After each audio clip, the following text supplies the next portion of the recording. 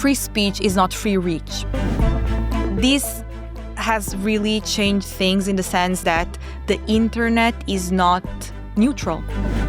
Premise should be another one, and should be the one that, for instance, fact-checking is about fact-checking facts, not opinions. Vladni podcast Go See. Lep pozdrav v novem podcastu Go See, v katerem se vračamo temi, ki smo jo na tem mestu obdelovali že dvakrat. To je dezinformacija. Naj spomnim, da je UKOM pred časom zagnal kampanjo Preberi, premisli, preveri, s katero želi dvigniti zavest javnosti, da so informacije lahko hitro pokvarljivo blago, če jih ne jemljemo resno. Pred časom smo se na to temo pogovarjali s Simom Kumpasom iz Evropske službe za zunanje zadeve.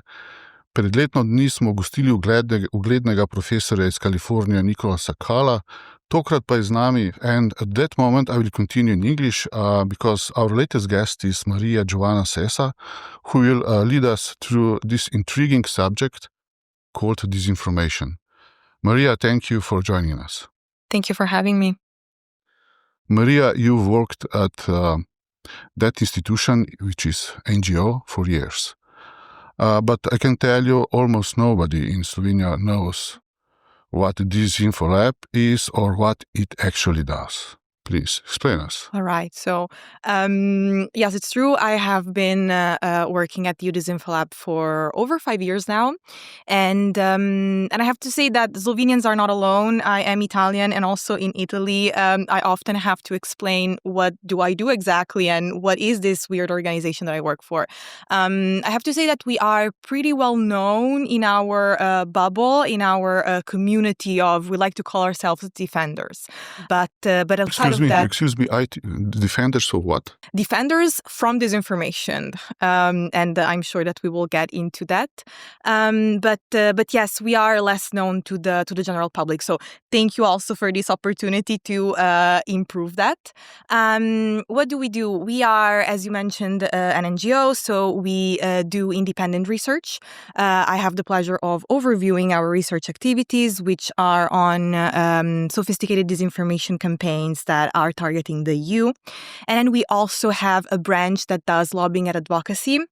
So trying to improve things more at the policymaking level. And for instance, in the last few years, I have been really working on the enforcement of the Digital Services Act, which is this huge pack of legislation that is trying to make the internet a better place.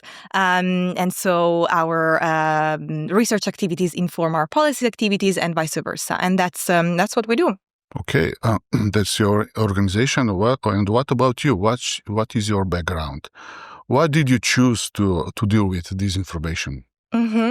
Why is that so important for you? Well, I come from academia. I have a PhD in political science.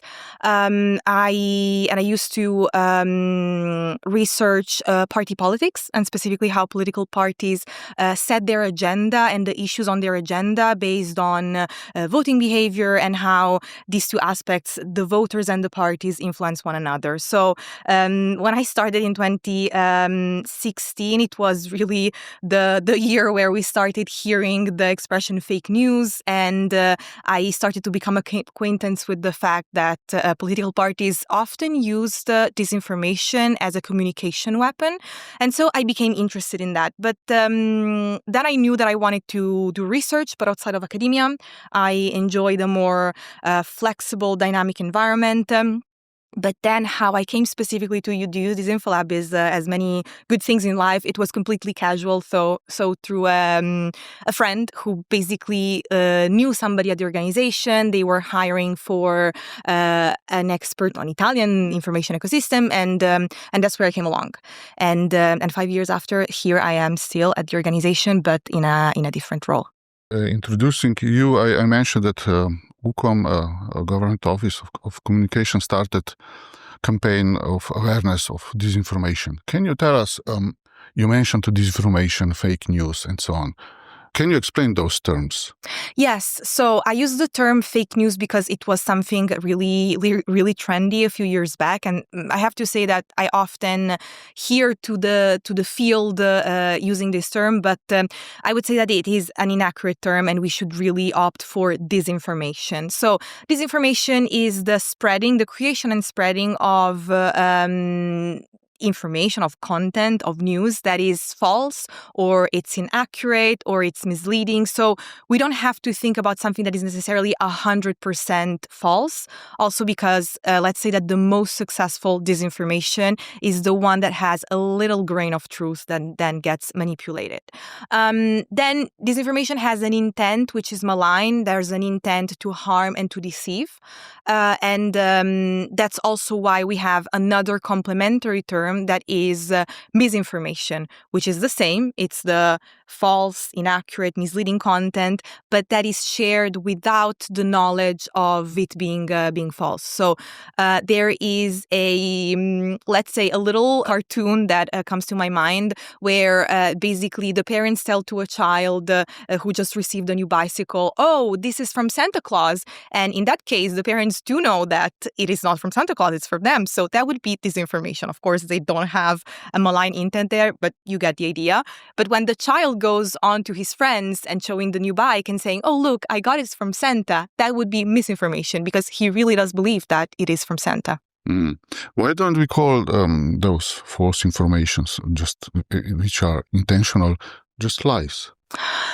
Well, that's a good question, and they are in part lies, although it's, I think it is, there is such a complex combination of our understanding of the truth, and that is also, of course, mediated by our experience, and probably lies would be reductive because when we are moving from single disinformation items to disinformation campaigns, we really see a bigger intent, a bigger effect of coordination, and of course also ulterior motive that can go from political, economic, ideological gain. It can be whatever. So I know that it might be very frustrating, and the temptation to call them lies and is strong, and that would not be incorrect in most cases. I believe that disinformation is a wider term. It's broader, and it really gets an idea of the phenomenon itself. While I was preparing for that podcast, I noticed that you were researching far-right movements and their agenda, and you stumbled on fake news in that field. Is there a difference between right or left political sphere using disinformation technologies?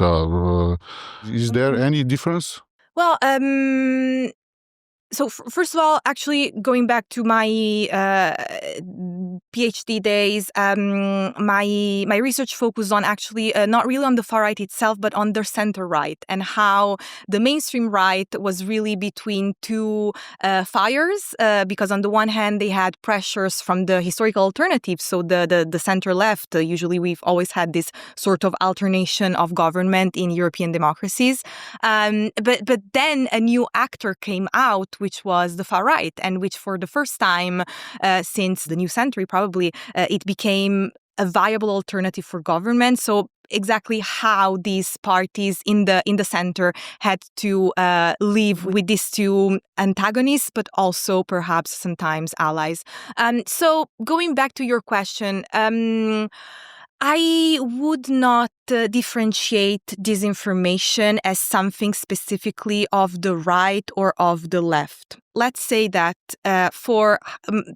also going beyond the content. If we look at the content, I believe that disinformation, like probably the leitmotif of it, is threatening life as we know it. So the fear that things will change, whether it is migration or the inflation or climate change. So it plays on these fears. But going beyond the content, really, the behavior of disinformation probably aligns better with the extremes of the political spectrum because it plays on fear, it plays on exaggerated sentiments, on indignation, on rage, and that's something that often aligns with the extremes of the political spectrum. And it is true that right now, for where we are in history, because the far right has become more and more relevant in the last 20 years in Europe, we tend to look more at disinformation that aligns with the far right. But of course, it's not the only one. And if we can learn something, is that issues can be weaponized either way. And just to, thinking about, for instance, as you know, I'm Italian, and Italy, if we take the sentiments towards Russia, have always been rather tolerant. And Italy has always had good relations with the country. And so right now, if we see disinformation from Russia, of course, it speaks well to that part of the electorate that aligns with the far right, because look at the government now that they have. But the left is not spared. We've always had, especially the extreme left, has always been very accepting of Russian narratives in Italy specifically, because there is some sort of nostalgia towards the old times of the Soviet Union, which of course are nothing aligned with what is happening today. But as you can see, what I'm trying to say is that it can be really played in either ways. Actual disinformation sphere in Europe, how would you describe it?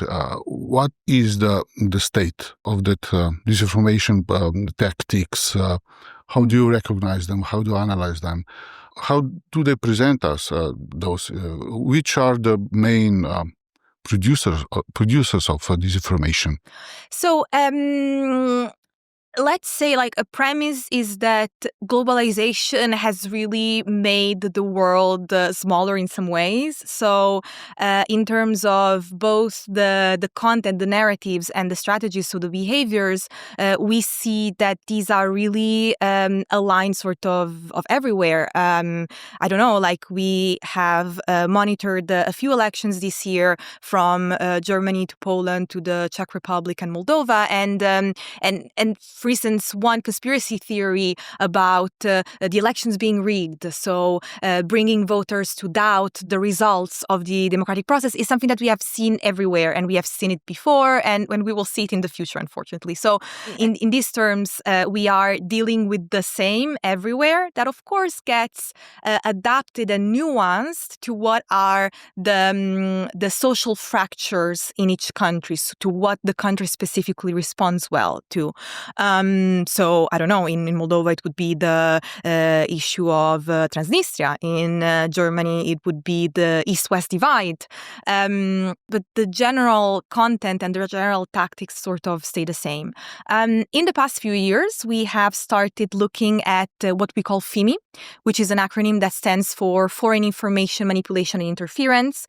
It's honestly a fancy word coined by the European External Action Service to talk about influence operations. So it's not new, it's just it's been rebranded, and it really focuses on the foreign actors playing into these narratives and organizing these campaigns. And of course, we're speaking about state and not state actors, and also how they use proxies from the domestic borders of European countries. And of course, it's a very complex phenomenon because these actors can count on also sympathizers. So it's a very multi-layered phenomenon. And yes, and of course, Russia in this case is one of the big players, but also China, Iran. Our work focuses more on Russia. Well, in Europe, European Union forbid Russian media, and that was considered as violating freedom of speech. It's a very important freedom in our democracies.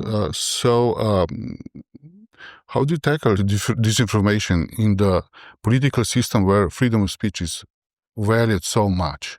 I was expecting you to bring up freedom of speech because it's one of the evergreen questions that get asked. Yes, but it's important. Absolutely. And fighting disinformation is absolutely about protecting freedom of speech. So can you elaborate that? Yes, of course. So freedom of speech should be understood as also freedom to have truthful information, to express one's opinion. So there is this very good, I think, English expression that is free speech is not free reach. So fighting disinformation is not about censorship, although some actors are trying to frame it as such. It is quite the opposite. It is also ensuring that free expression is protected, but also some content, for instance, that might be disinformation. It's completely legal. It's what actually we call sometimes awful but lawful. It's things that, yes, you would rather probably not encounter, but they're not violating any laws. They're not violating even the terms of service of platforms. So they can stay there. They can stay online. The thing is that more and more, and that is, it's not just malign actors, but it's really the architecture of platforms. They get amplified out of proportion. So we have an algorithmic system that we know so little about because it's a black box that platforms don't want us have a look into, that amplifies and rewards content that is often outraging, extreme, audience dividing. And so sometimes the issue is really that things that are not great, but okay, they are there. It's probably part of the diversity and the freedom of speech. They get amplified, so they get a free reach that is out of proportion. And then ultimately, I'm sure that we will get back to it. I have been doing some work on what we call gender-based information.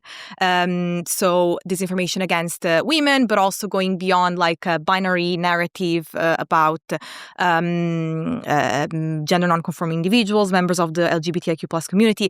And the ultimate goal of these attacks are to silence these people, to have them not participate in the public debate, because they fear for their safety, they fear for their reputation, and so they disengage. So what about freedom of speech of these people that we should protect?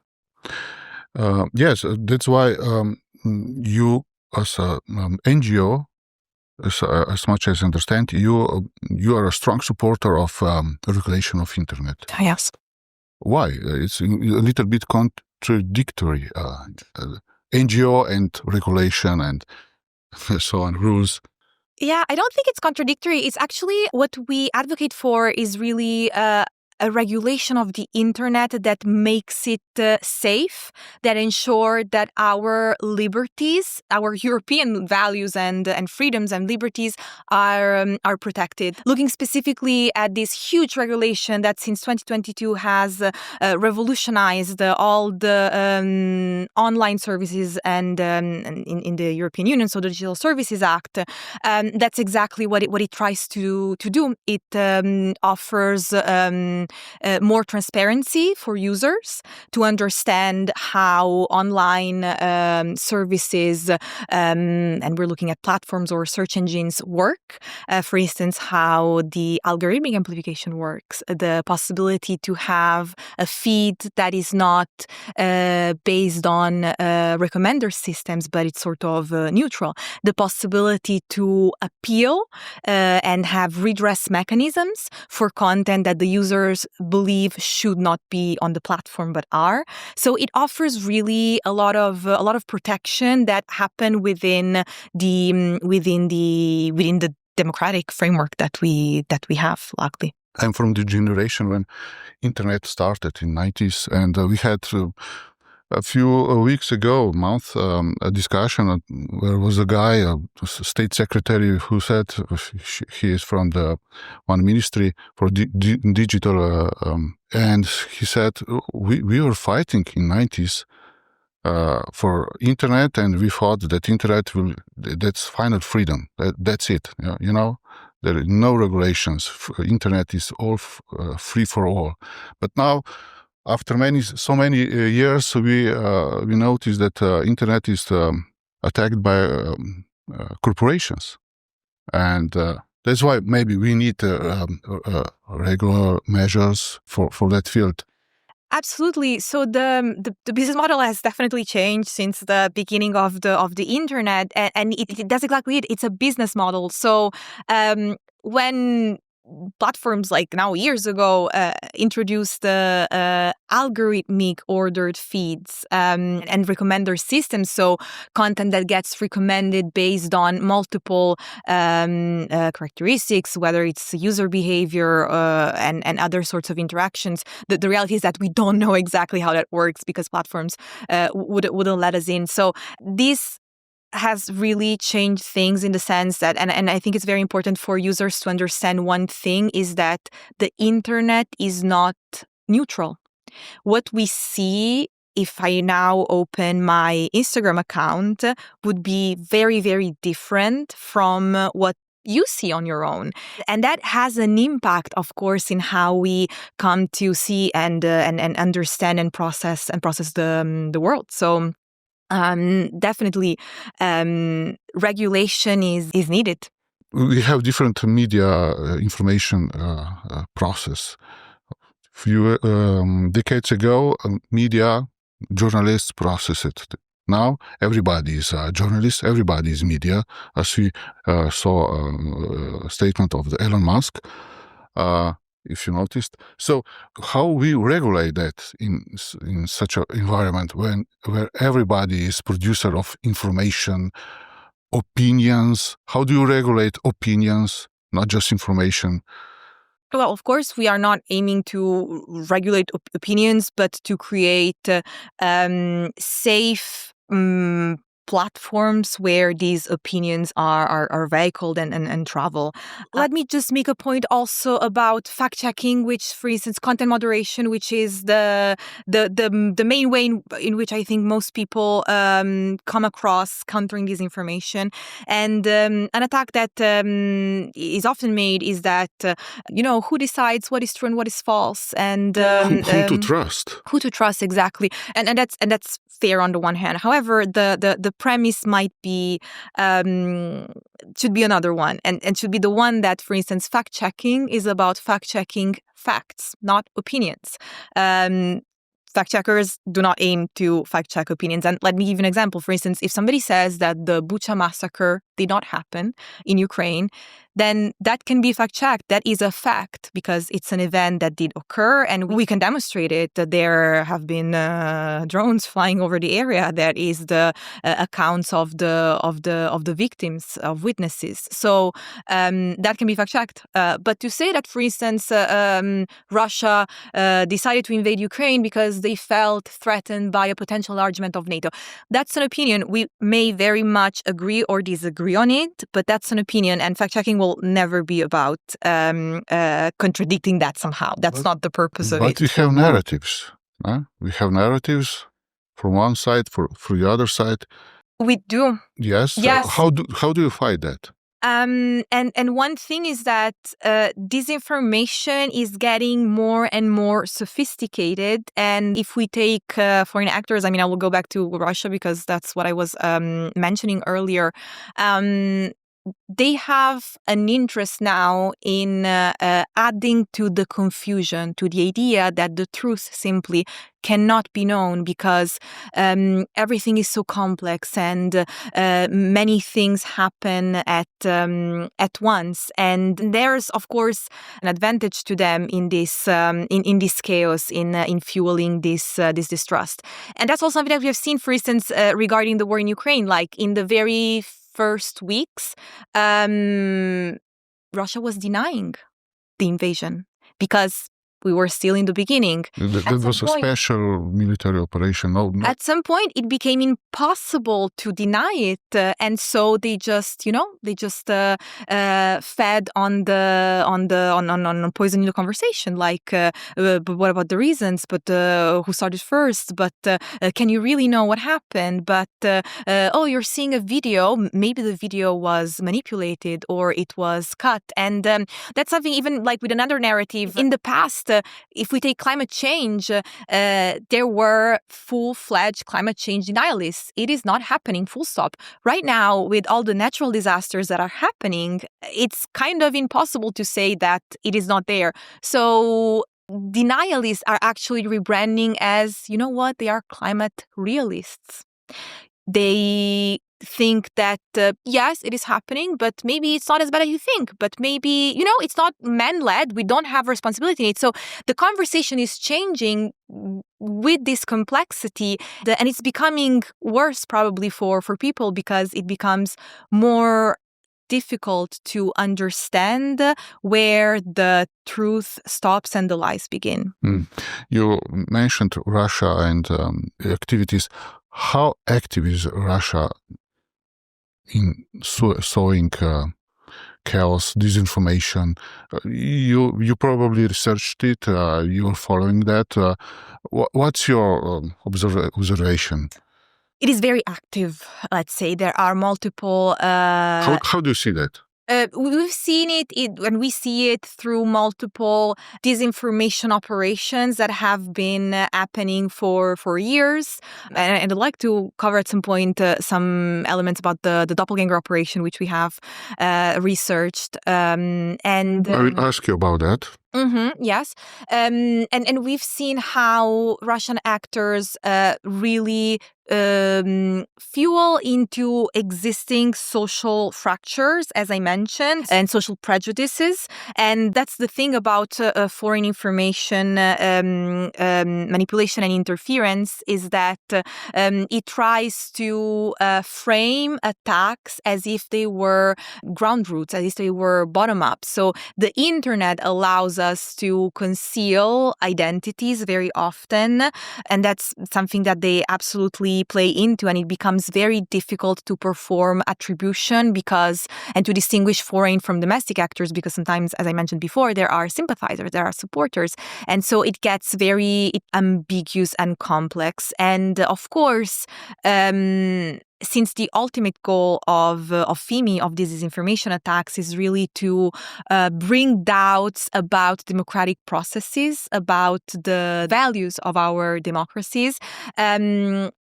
the attacks are especially carried out during sensitive moments such as elections, which is the number one expression of the workings of our democracies, or moments of crisis where, of course, things are already not great. So why not make them worse?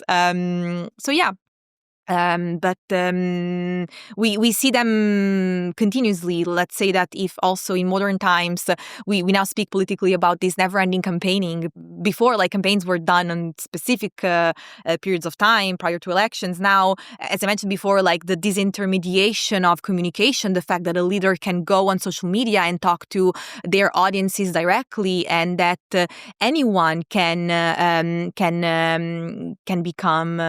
viral and can become relevant if they have a discrete following, regardless of their competencies. Of course, it means that the stream of information and disinformation is never ending, it's continuous. Yes, you mentioned doppelganger. Can you explain that term? What is behind that? My personal experience is that we noticed some mimics of some kind of websites, news sites, and they were quite persuasive. Yeah, they are, absolutely. So, what's behind that? Can you explain? So doppelganger is probably the biggest, or one of the biggest and most sophisticated Russian-led campaigns of disinformation and interference. It targeted Europe, but virtually a lot of other countries also outside. Of course, we focus more on the European aspects of it, and it's been going on at least since 2022. So doppelganger, as the word says, doppelganger means clone, look-alike. So basically, these Russian actors actors would buy domain names of for websites that were incredibly resembling to legacy media, authentic media, and they would literally clone them. They would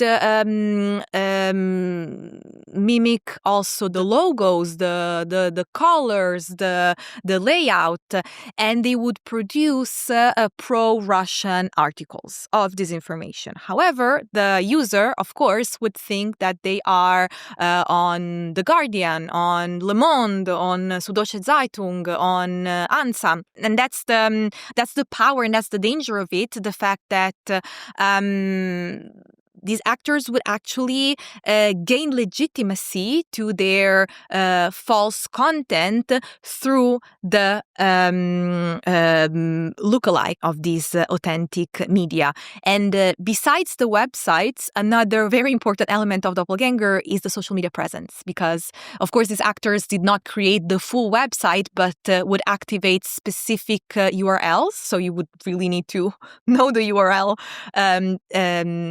of the cloned media, and so how would they get the content through to users? Well, of course, through a coordinated campaign on social media that was also widely monetized. So there's also, of course, money involved, as there often is with disinformation.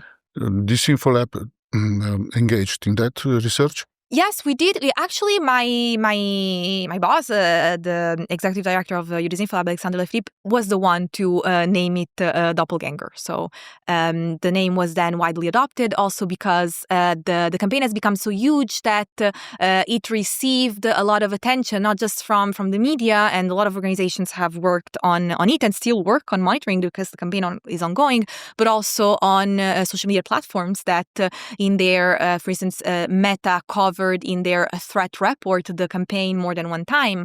And also governments were involved, because also governments at some point were mimicked. It was not simply online newspapers, but also institutions from national governments, for instance, the French Ministry of Foreign Affairs, but also NATO. So it's been absolutely huge. And there have been consequences. Although the campaign is ongoing, it is very difficult to eradicate such a campaign. Because these actors continue on creating instances of websites, of social media. However, attribution has been successful, and now we know that there are two companies that are involved in this campaign called SDA, so Social Design Agency, and Struktura.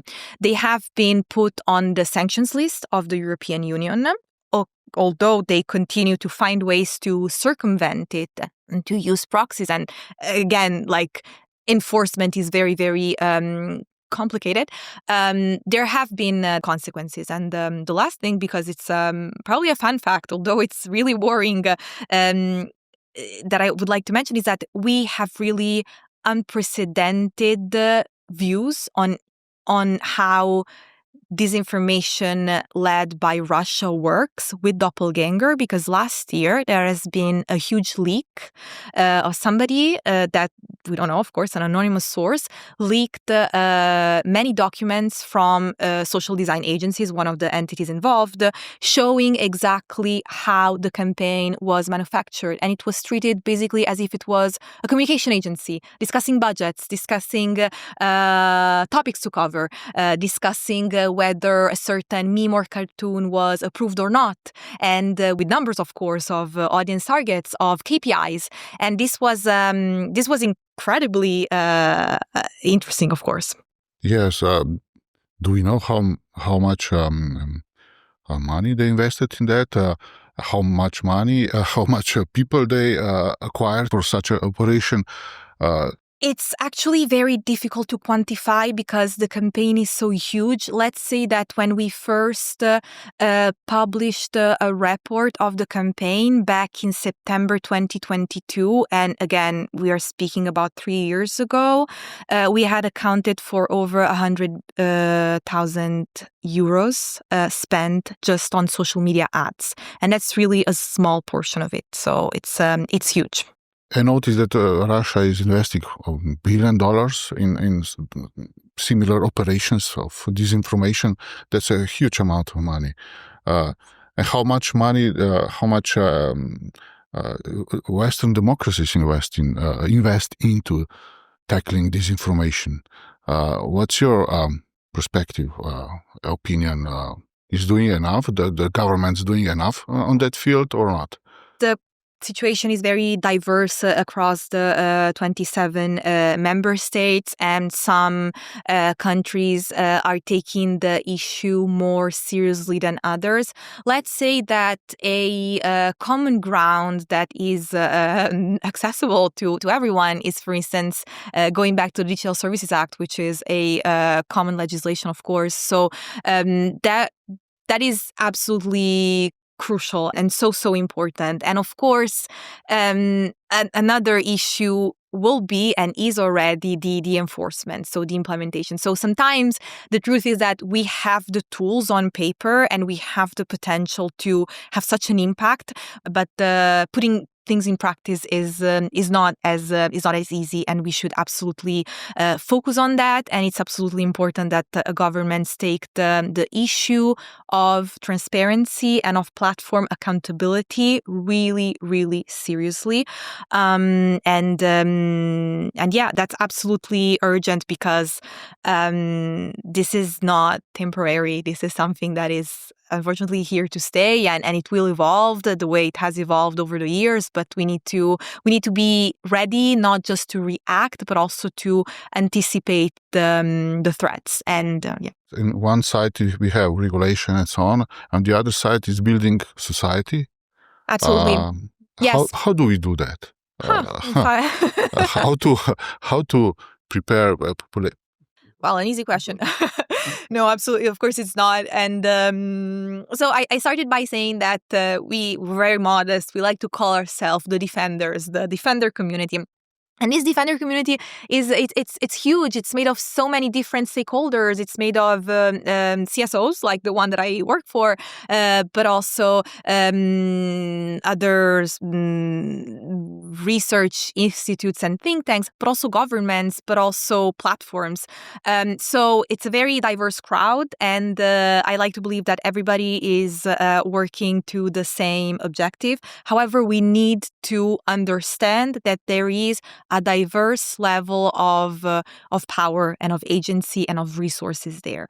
Sometimes when I don't know, elections happen, or when there are big events, we are asked as an NGO to, make a difference, really do our best. And we try, believe me, we try. But of course, for that, we do need funding. We do need a sustainable model, and we do need national and international European authorities to really step up and ensure that we don't work just on a project basis, but there are follow-ups, there are structures that are not just ad hoc, but they are systematic, and that we receive support that looks like, again, core funding, but also support with legal fees, because organizations like my own get also attacked, and that ensure that all of these defenders can work in a safe and sustainable way.